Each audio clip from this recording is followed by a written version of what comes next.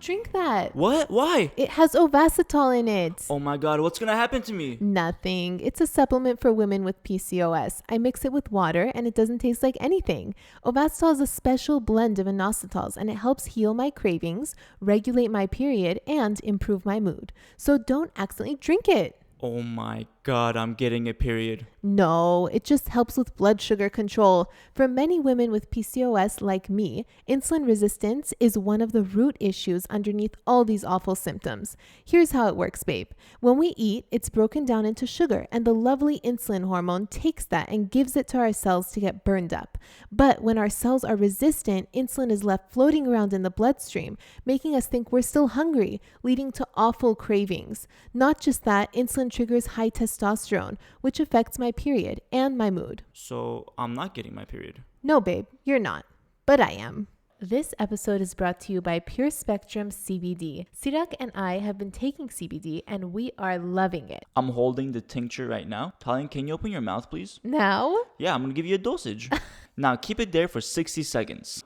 While she does that, let me tell you the great benefits of CBD for PCOS. Studies show it reduces cortisol, improves insulin sensitivity, reduces inflammation.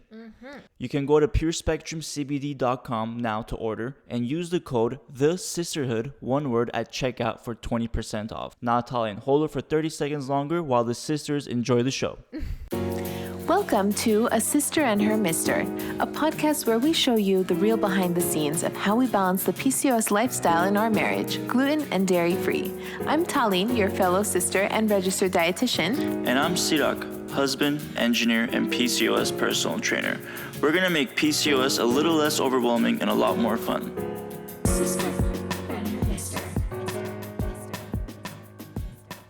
Welcome everybody to a new episode of A Cyster and Her Mister.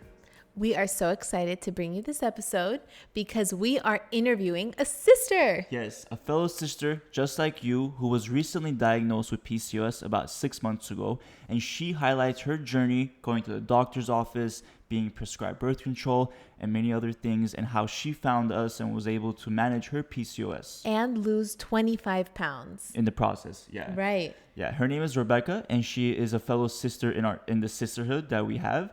And, you know, we love talking to her. She's great. And you'll hear the conversation right now that we're going to go ahead and play for you that we had. It's so uplifting, so motivational and relatable to so many sisters out there. You're going to love this. And if there are any other sisters who want to share their journey with us, maybe you want to join us on a podcast like Rebecca, please feel free to reach out, message us on Instagram or email. And, you know, we'll see how we can set up a podcast episode just for you. Exactly.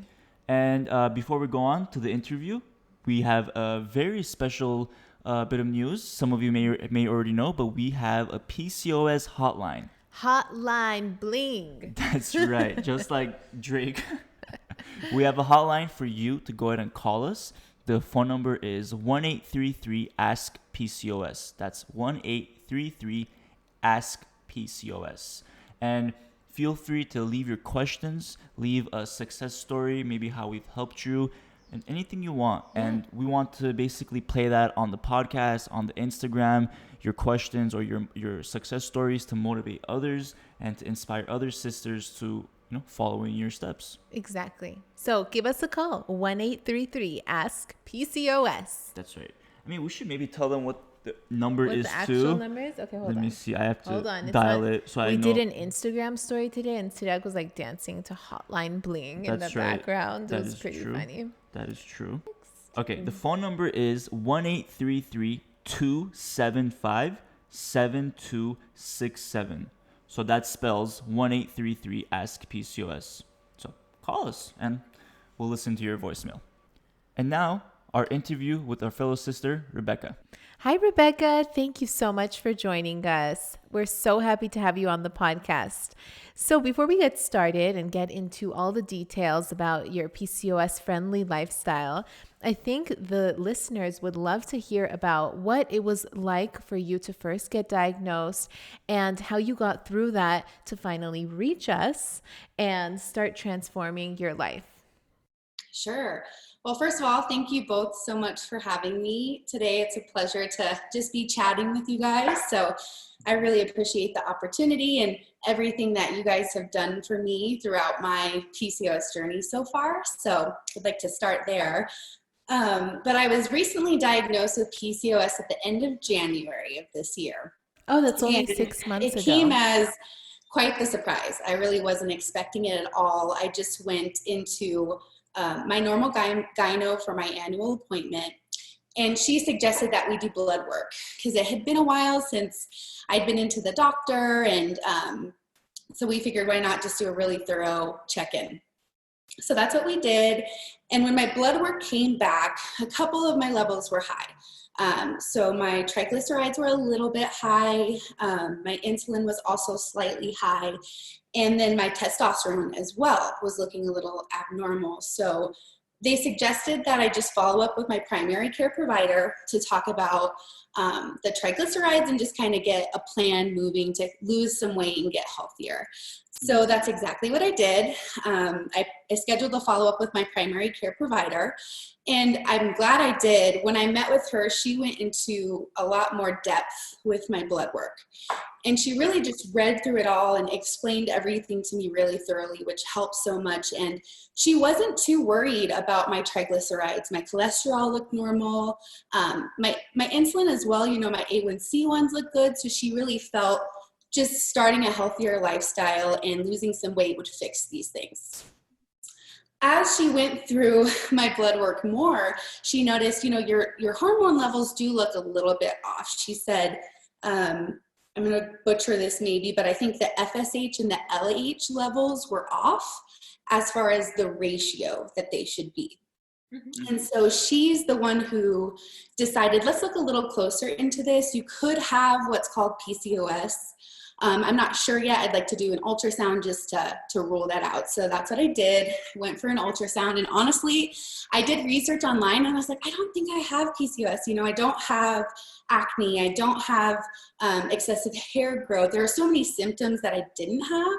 So I kind of convinced myself almost like, oh, I'm sure she's just ruling it out. Yeah.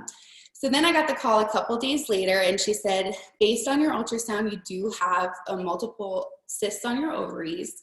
And that does look like, she called it borderline PCOS, but explained to me that it's basically PCOS. This is a common condition. You just need to, again, get healthy and lose weight. And she also mentioned at this time that I would likely have issues having children, and that she sees that a lot with her patients who have PCOS. That's so traumatizing. I know you, last time I chatted with you, you had told me this and how having kids is something that you really are looking forward to. Mm-hmm. Exactly. Just like you said, the diagnosis itself came as a complete shock, let alone, you know, just tacking that on to the end of our conversation. I immediately was in tears, and she was so sweet and is a wonderful primary care provider. And she said, you know, are you okay? I don't want to scare you, but I also want to be upfront with you as well. And she did say, you know, a lot of her patients who lose weight have no trouble having kids. So she did explain it further, but still just the thought of that, you know, was very scary for me. So immediately after that appointment, I remember I was at work at the time, unfortunately. And you know how it is when you get a call from your doctor, you need to call back like right away so you can actually have a conversation with them. And so I went into one of our empty exam rooms and called them so I could have some privacy. And I just remember, you know, being so upset at that point, I had to leave work, and luckily it was the end of the day. But I got in my car and just called my mom and was just in tears, you know, really devastated, just to find out that something was, I don't want to say wrong with me, but it is true. Like there's something going on with my health that I was unaware of. So after I kind of got through that initial shock, you know, luckily I have my mom and my sisters and our roommate, and I kind of just got that, all my emotions out to them and kind of talked to them about how I was feeling. And after a couple days, you know, I decided I have to pick myself back up. I can't just like wallow in my pity and be upset for the rest of my life. And I did find comfort in the fact that this is common. And I started to do my own research online because I had so many questions, and scheduled a follow-up with my gynecologist to bring this to their attention, and also kind of talk to them about why they didn't catch it and instead my primary care provider did. Regardless, I'm just glad that I figured it out, but still I thought they should know what happened. Yeah. So I luckily came across your Instagram page in that research, and I mean, I was so relieved just to find some information, and not only good information about what PCOS is, but also some really solid recommendations of other things that I can do to improve this. And it's not the end of the world. It's not as negative as it did feel initially. Absolutely. Yeah, it's just that your body is working differently than someone else. And like 1 in 10 or 1 in 5 women have PCOS. And you just have to do something differently. That's all. We just interviewed a doctor. We just interviewed a doctor who said 1 in 3 women could possibly have PCOS. Everyone's saying a different number. I don't know what's going on. Yeah, but thank you for sharing that. That when you found out about your PCOS, we really appreciate you sharing your journey, because it is. I mean, I can't be in your shoes, so I don't know for sure, but I know it can be something very tough to go through. You don't know, like, there's so many questions, and then no especially one is giving you direct answers either. They're like, just lose weight, and you're like, what? How? Like, I obviously have tried, Definitely. And I think once I had, first of all, it's really important just to let yourself feel the way you're feeling, and don't deprive yourself of that. Like, I had to feel sad, I had to feel angry, upset, and confused. But once I was able to kind of like shift my perspective, okay, what am I going to do about this? That's when things started changing for me. And I just was so hungry for like education. I just want to understand what this is. And it was also kind of relieving in a way. Like, I felt grateful to have learned this so early in my life. Like, I do want to be a mother, and I feel grateful that I have some time to figure this out and get healthy. And so I just tried to change it to a more positive like mindset. Like, now I understand what has been going on with my body, and like I had answers for so many things that I was kind of wondering about, and now I can like get on the right path. Mm-hmm. Yeah. Absolutely. Even the doctor that we interviewed just the other week had said, like, it's so important to treat it early. If you want to have babies, try to recover from PCOS first and then have the baby so that you don't run into complications. So it's really good that you really took that initiative earlier on. Definitely. And I found so much positivity in the resources that you guys put out, which really helped me in that difficult time. And just listening to your story and how your cysts went away, and you're so healthy now after your journey, that gave me so much hope. And then on top of that, seeing so many sisters who have done the same thing, it's like I'd be foolish to not give this a try. And when I did follow up with my gyno, they set up an appointment with the dietitian, and I met with her, and she talked a lot about insulin resistance and what this can turn into if I don't take control of it now. And she did prescribe me a couple different medications. First of all, I got prescribed birth control right away, which didn't come as a surprise to me. When I was younger and first started my cycle, I was put on birth control right away, actually, because it was so irregular. So I was on birth control for, I want to say, almost 10 years before I went off of it, and then was off of it for a couple of years, got diagnosed with PCOS, and so they just put me on the pill again right away. And kind of hinted toward that probably contributed to what happened, which is a possibility. So when I met with the dietitian, she put me on spironolactone and metformin. And she warned me about some of the side effects. She said after a week, they should go away. So I started taking them, and I felt so sick. Like, I couldn't hardly focus at work. I gave it the week period, and I was like, this isn't getting better. This is getting worse. And I'll never forget, at this point I already followed you. I wasn't a part of the Cysterhood quite yet, or I just recently was maybe. And I remember listening to your podcast about, metformin, and then I listened to your podcast about birth control, and I was kind of in this like turning point, like, what do? Do I trust what my doctors are saying, or do I listen to my gut? And like, I know this is like, I don't feel well, and I don't want to be on this medication. Like, I might as well try the natural path first. And if that doesn't work, then maybe revisit medication. So just educating myself gave me the courage to try that. There's Yeah. so much research about lifestyle changes working equally to metformin. So it's your choice if you want to take the metformin or the lifestyle change, and even supplements that can help boost your insulin sensitivity, Yeah. like Ovasitol. Because I know you're on that, right? Yes, I started Ovasitol in mid-March, and I just decided at that point, like I had heard you say so many times, like just give it 90 days. It's the amount of Ovasitol you get, and that's enough time for the like lifestyle changes to kick in also. So I'll never forget, I stopped all the medication. I started inositol, and I started gluten-free, dairy-free, and I just said, I'm going to be serious about this and give it a good shot. And after I did make that decision, you know, I did the meal prep challenge, which was super helpful to me. Oh, the course? Yeah, Nice. in the Cysterhood, and that helped keep me accountable. And then I started the course. So I've done both of those. Oh, that's And great. Oh, yeah. I've lost a little over 25 pounds. So it's been That's working for me. amazing. Yeah. Congratulations. In the past 6 months, or like, because I know you were diagnosed 6 months ago. So was it January that you started all this? Since I was diagnosed, my highest weight right when I was diagnosed to now is about 25 pounds. Yeah. That's awesome. Yeah. Great job on your progress. And honestly, it really sounds like you were very strong in like picking yourself up once you found out about it, and just making yourself like learn and find the right resources to know that's going to help your body. And like really, like I praise you for being strong and like applying the changes, because it's not easy to like go one step at a time, because like you want to see the results right away, but it's really about being patient with yourself. And that's like very you need to be very strong to do that. So great job. Right.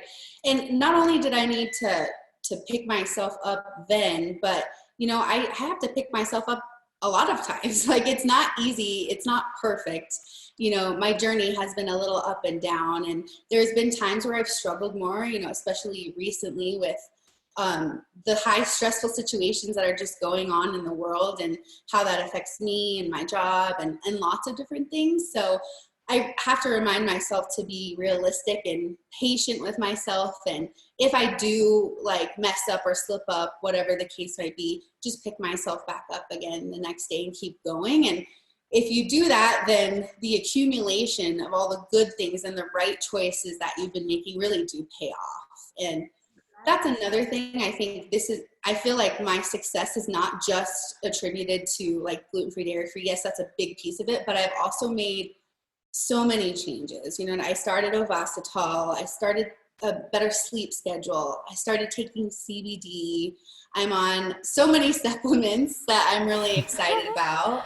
And I saw it. You have a meditating, supplement like, all of holder. the little things I did added up to where I am now. Does that make sense? Of course, yeah, and that's really what it is too. It's like diet and lifestyle, and then these supplements help supplement your change, so that all the pieces of the puzzle come together, and you know you eventually are where you want to be. I saw your double-decker supplement holder Oh yeah, in the Cysterhood, and I was like, what? that's I perfect need for one. you. You love organization, Oh, I love organization. Yes. but you don't let's take get anything unless I one. give it to you. So Yeah, there's that too. Yes. I had to upgrade because I was at the point where just the simple one wasn't enough room. So, yeah. That's so good. amazing. Awesome. So tell us a bit more. So you said you're meditating as well. Do you feel like you're doing all of these things every single day, or sometimes, you know, maybe you don't do it and like you fall off a little bit for like a day, but then you hop back on? Because I know a lot of women are really like harsh on themselves. You know, I've been there, like you really want to do well. You're really trying to commit, but you can't do it perfectly every day. What would you say to a sister out there who's like overwhelmed by the multitude of things that they think that they should be doing? Yeah, that's a great question. And no, I do not do everything every day. You know, I have some days where I don't do anything and I just simply eat well, and that's enough for me, you know. But for me, what really worked was trying to focus on like my morning and my evening routines. And you talk a lot about this, Tilly. But like in the morning, waking up early, making breakfast. I started drinking like a probiotic drink every morning, which made a huge difference with just my digestion and everything. And then had my spearmint tea right after that, took my supplement. So I got this really solid like morning routine down, and that would check a lot of my habits off the list. And I found, when I was really consistent with that and did it, almost every day, it was a lot easier for me. It was almost like second nature just to wake up and do those things and do my routine. And then same thing with the evening, taking my CBD, trying to wind down. I like to listen to, like, on the app that I use for meditation, they have these things called sleep casts, and it's just like this relaxing story that helps you go to sleep.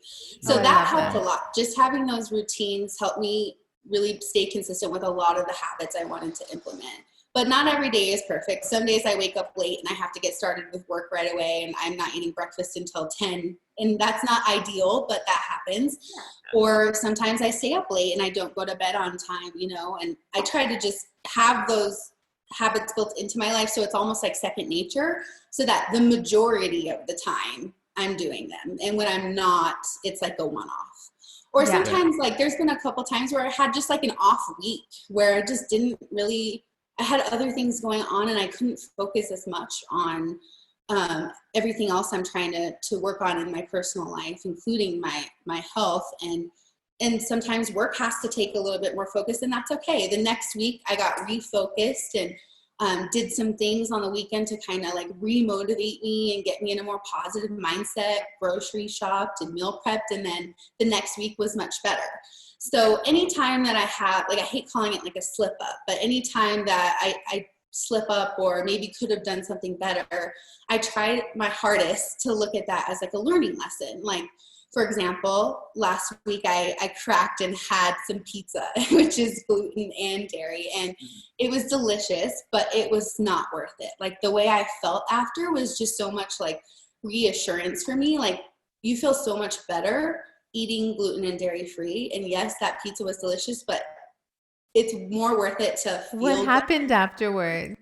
I just felt like just bloated, and like the next morning I didn't have as much energy. Like, I could just tell my body, I've become very in tune with my body after trying to implement all these changes, which is nice. So I could just feel the difference, and I didn't feel as light and energetic, and a lot of women might feel like, why do I have to do all these things and other people don't have to do all these things? And, when I fall off the wagon, like, my health falls apart. Whereas if it's someone else, they're more resilient. But you'd be surprised. There's so many people out there. They look healthy, but maybe mentally they're not very, strong, or like maybe they have a lot of like things going on in their head, stress. But like doing these nightly routines like meditation or, self-care, and like you mentioned, Rebecca, like if you miss something one night, then you just like adapt, right? You like next day do something that, helps replace that. So it's just about being in tune with your body, like you said. And like anytime you can't do something, that's okay, because I'll be able to do something else tomorrow or next week. Remedy it. And there's not like this pressure, like even like eating a gluten dairy free pizza, that's totally fine. And like you should never feel like you cheated or guilty, because life is life, and you should, enjoy whatever you want to do. Yeah, and PCOS almost makes you even more healthy, or shall I say, psychologically, mentally stronger than, and physically, than others who aren't taking care of themselves, aren't just taking advantage of the fact that they're slim and they don't have these hormonal health issues, and they just eat whatever they want, because like one day that'll always catch up to you no matter what. Right. You're absolutely right. And I think it's really important that we're talking about this, because just from I've always struggled with my weight since I was a little girl. And I feel like for so long I've been trying to lose weight and trying to look a certain way, and like yo-yo dieting and beating myself up. And, that took up so much time in my life, and I'm just so over it at this point. And now after I've been diagnosed with PCOS, it's given me like a different perspective, like different motivations. I'm not doing this just to like look a certain way. I'm doing this to feel healthy, to have a healthy body, to be able to have children one day, like, you know, to be good mentally. And learning the connection between like birth control, PCOS, and your mood and depression and anxiety, that was such a huge moment for me because I have struggled with that. And it was kind of exciting to realize like there's an issue going on that's out of my control. And now that I can know how to address that, like there's hope that these things can like get better, right? Absolutely. Yes, And exactly. and you had said you were on birth control for 10 years. I can only imagine the damage that PCOS was doing underneath this Band-Aid for all those 10 years as you were struggling with everything that you said, with mood issues, depression, with weight issues, with, you know, all of the symptoms that PCOS has just like underneath the birth control, like bubbling. So I can imagine it's such a relief to finally get off, realize what's going on, and take charge. Yeah, definitely. Tell us about some of your favorite gluten and dairy-free foods that you've discovered while on this journey. Sure, absolutely. Well, what's been really kind of fun and exciting is trying to find like gluten and dairy-free replacements for all the foods that I still love, like pizza or pasta or whatever the case might be. So I've been really loving Bonza pasta. That's my favorite gluten-free pasta. I got that recommendation from you. And then I've also been loving like avocado toast in the morning with gluten-free bread. I love to pair that with like a nice egg. I think I tend toward like the more classic breakfast. I really like to start my day that way. Yeah, definitely. I also really enjoy making like grain bowls. So like quinoa, protein and veggie, and some hot sauce or whatever. It's nice to use like whatever vegetables you have in Yeah. there. I made one last night with just like broccoli, onions, and then some rice, and then some meatballs, and that was it. Yeah. Is there any difficulty you found with adjusting to gluten dairy free, like maybe like finding anything like that? You want to let us know? No, I haven't had any difficulty. You know, I have been shopping online because it's been quarantine.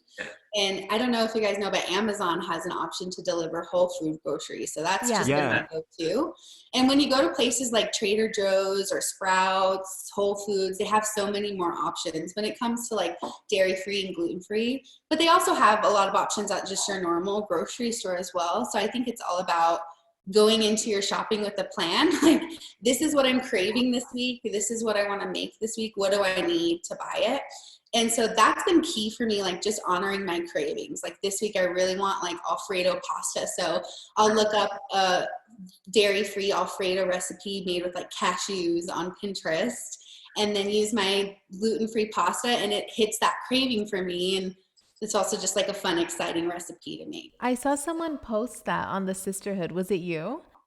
I think it was. Someone had asked, and I posted it in a comment to them. Yeah, I gave them a suggestion. I saw that.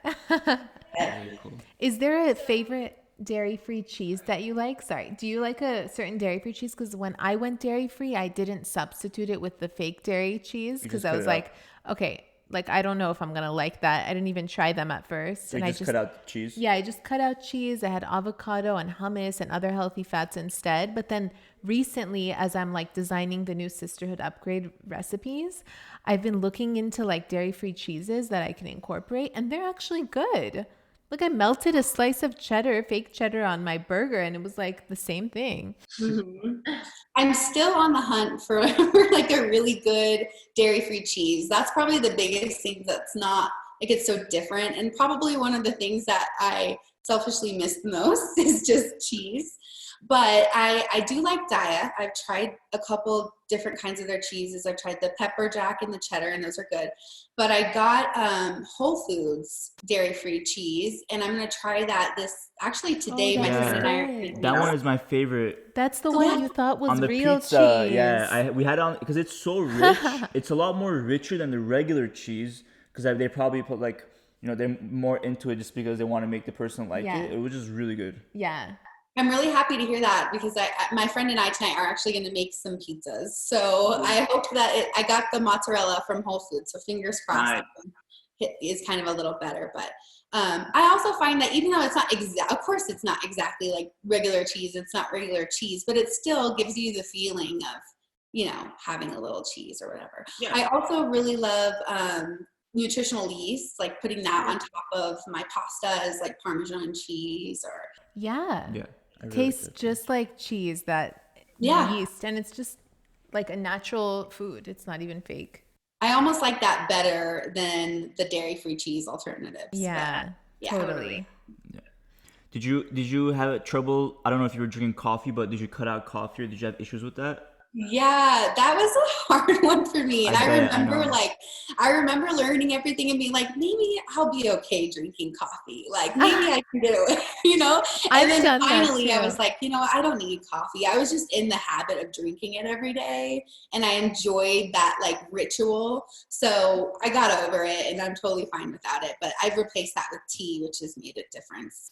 That's Good, it. yeah, and Yeah. I know that is a pain point because like we all like want to drink coffee because it's like it's ingrained into our diet in the morning and everything, and you feel like you need caffeine to like to get this jolt, but really, you know, like we're human, like our bodies doesn't require caffeine to go through, you know, like we're naturally made to have energy, and it's really it has to do with our diet, you know, insulin, which a lot of times can make you so tired, and that's really the reason you're tired. It's not because you're not having caffeine. Yeah. So I know it's difficult, and to all the sisters listening out there, like you can do it without coffee, just like Rebecca, and it's just Totally. like cut it down slowly. And if you really like coffee, like you can even drink decaf.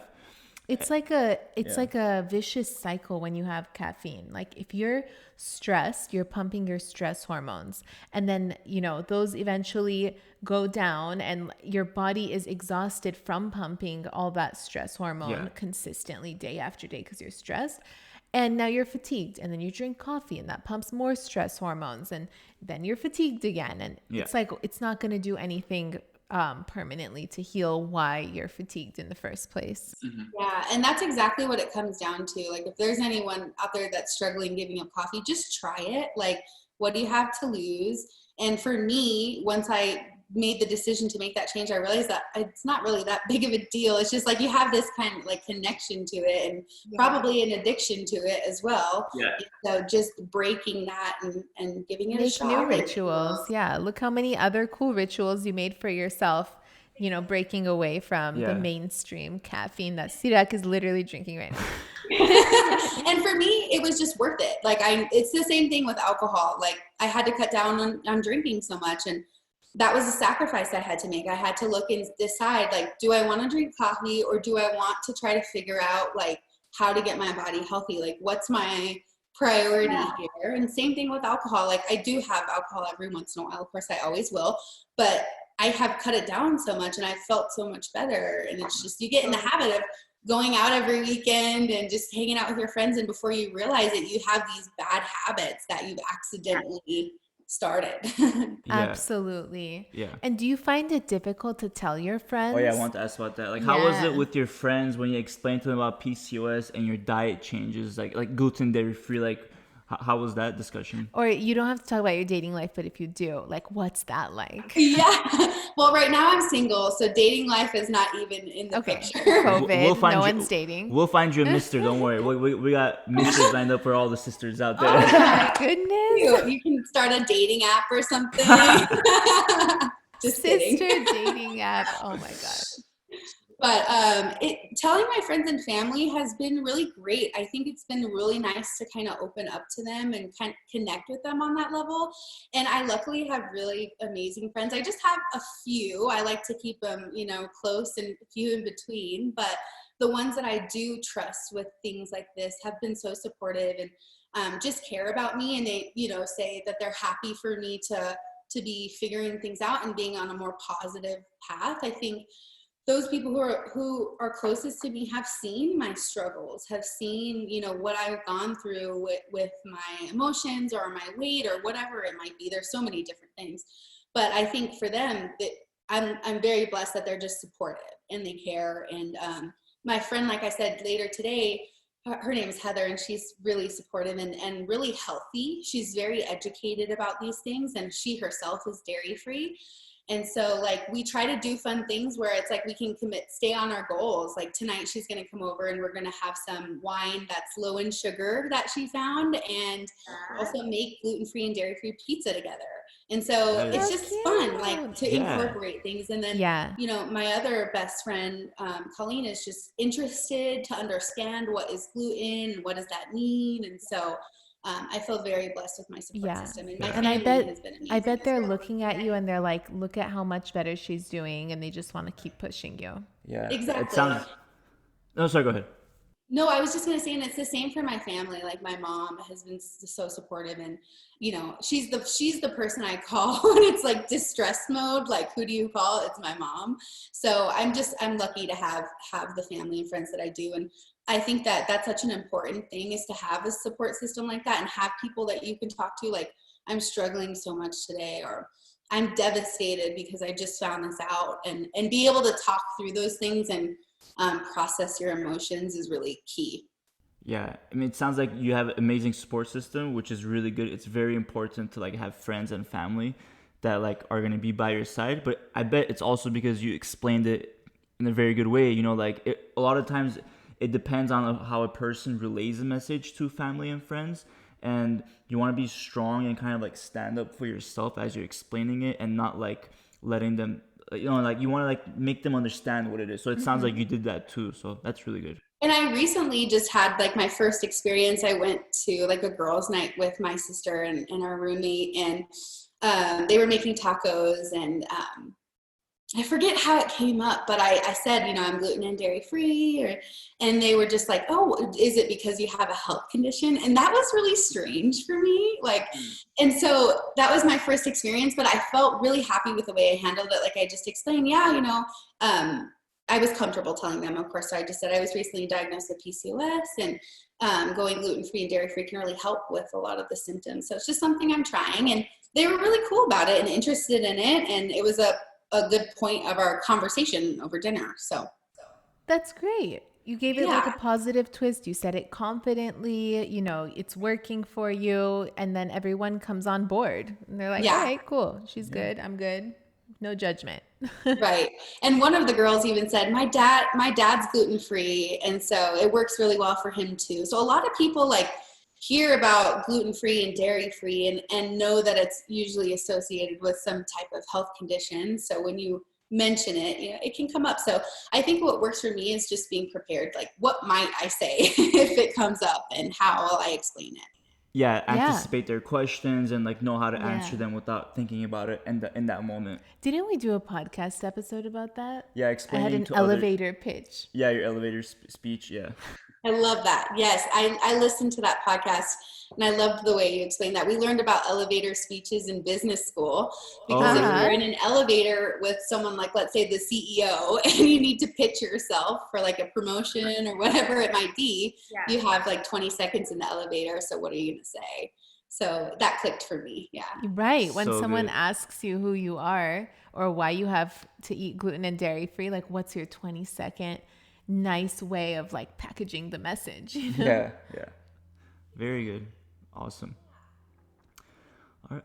Is that everything? All the questions we want to talk about? Yeah, I think we've covered them all. And if sisters have any more questions, they can, of course, DM us, message us. Is there anything, Rebecca, you want to say before we end the podcast? I just say, like, for all you sisters out there, or anyone who's recently diagnosed with PCOS, don't give up.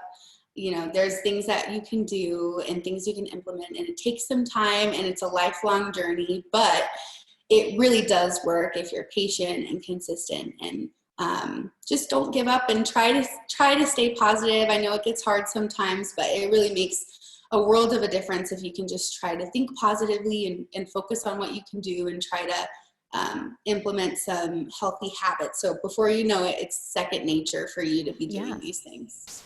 Yeah, absolutely. Awesome. Great words of wisdom. Yes. And I just want to thank you guys again. I can never thank you enough. Like finding your guys' resources and information that you put out there and becoming a part of the Cysterhood made such a huge difference in my journey. And I'm so grateful that when I was Googling PCOS and Instagramming PCOS, I found you guys, because it really is confusing and scary, and you don't get these answers from your doctor and you don't know where to turn. And so I'm just eternally grateful to both of you guys for everything. And I'm really relieved that there are resources out like this out there for people who are in my shoes and were in my shoes. So Absolutely. Thank you so much. You're That's so welcome. Yeah, and hearing that is like makes it more like it's fulfilling every day, but like hearing that personally from you just makes it even more fulfilling. So thank you for that. Never gets old when we hear messages like that. Yes. Alrighty then, Rebecca, don't hang up. We'll talk a little bit more after we end it. But thank you everybody for listening to the episode and listening to Rebecca's journey and her progress with PCOS. And we'll talk to you ladies soon. Yes. Alrighty. Bye-bye. Bye. If you enjoyed listening to this podcast, you have to come check out the Cysterhood. It's my monthly membership site where sisters just like you are learning how to move through the stages of PCOS. From stage 1, cold and alone at the doctor's office, to stage 5, nailing the PCOS lifestyle, gluten and dairy free. Get ready to finally feel in control of your body again.